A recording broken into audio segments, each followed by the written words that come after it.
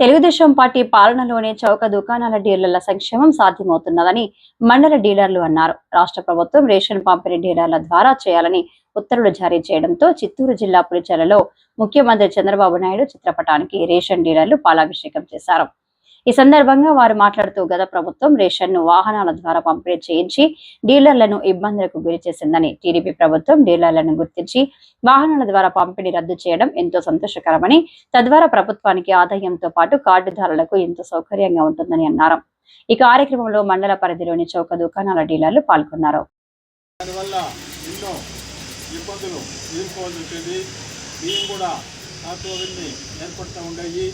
ప్రభుత్వం ఇవన్నీ ఆలోచించి ఈ వాహనాలను రద్దుపరిచి నేరుగా డీలర్లే వాళ్ళ రేషన్ షాపుల వద్ద ప్రజలకు బియ్యాన్ని ఇవ్వాల్సిందిగా ఆదేశించారు.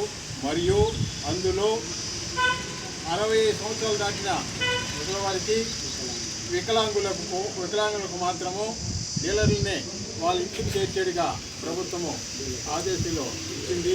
దాని ప్రకారమే కూడా మనం అందరం కూడా డీలర్లు అందరూ కూడా ఆ ప్రభుత్వ ఆదేశాలను పాటించి అందరికీ బియ్యం మన స్టోర్ల వద్దనే అందజేస్తూ వృద్ధులకు వికలాంగులకు మాత్రము మనమే వారికి ఇంటికి చేర్చేదానికి అందరము అమలుపరచాలని అందరినీ కోరుకుంటూ జై చంద్రబాబు, జై చంద్రబాబు నాయకత్వం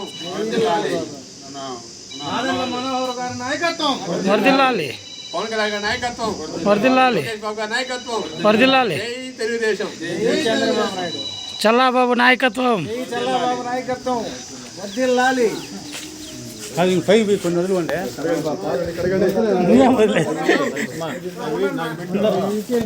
నాకు పెట్టు